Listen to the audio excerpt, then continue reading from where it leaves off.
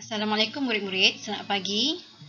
Untuk operasi darab hari ini, cikgu harap murid berupaya memahami dan menulis nilai bagi sifir 1 dan sifir sifar.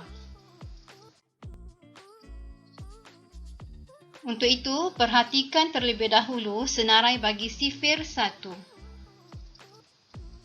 1 darab 1 sama dengan 1. 2 darab 1 sama dengan 2.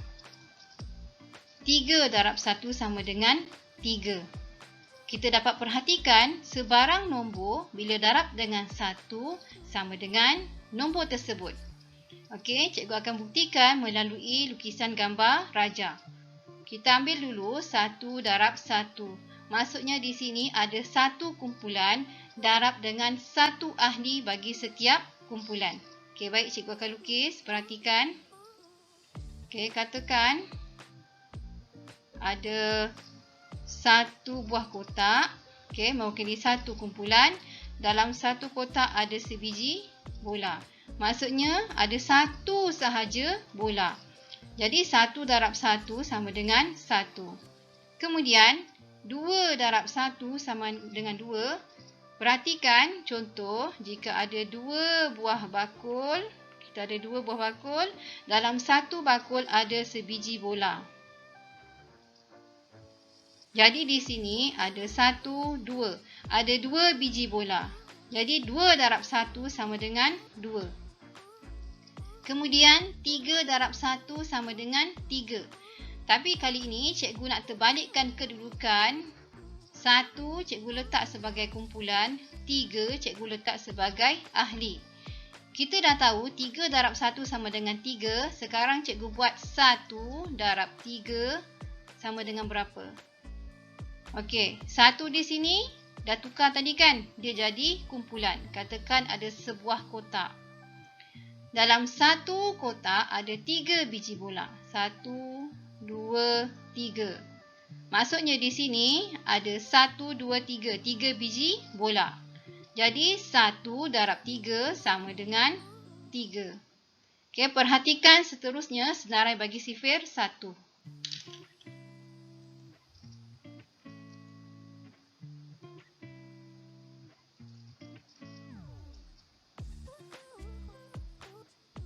Jadi dapat dilihat di sini, sebarang nombor bila didarab dengan 1 dapat balik dirinya sendiri. Untuk sifir sifar, cikgu namakan sifir yang paling berkuasa kerana sebarang nombor bila didarabkan dengan sifar, jawapannya sifar. Perhatikan senarai ini. 1 darab sifar sama dengan sifar. 2 darab sifar sama dengan sifar, 3 darab sifar sama dengan sifar, dan seterusnya.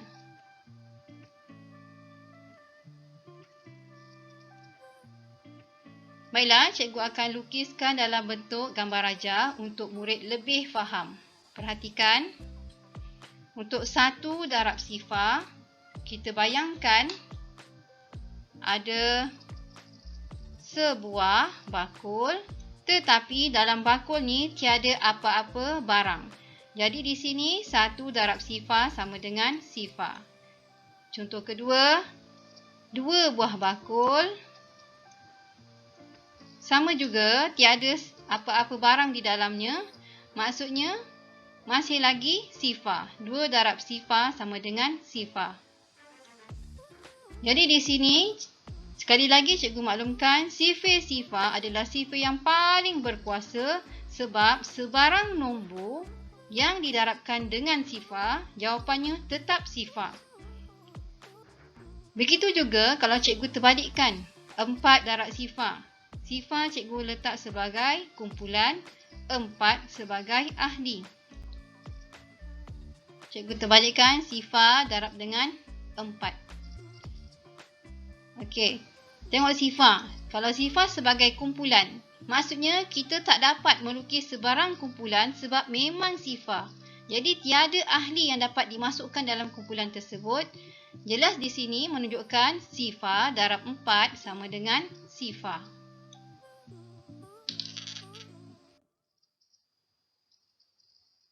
Baiklah, rujuk buku matematik masing-masing, muka surat 148, tulis hari dan tarikh.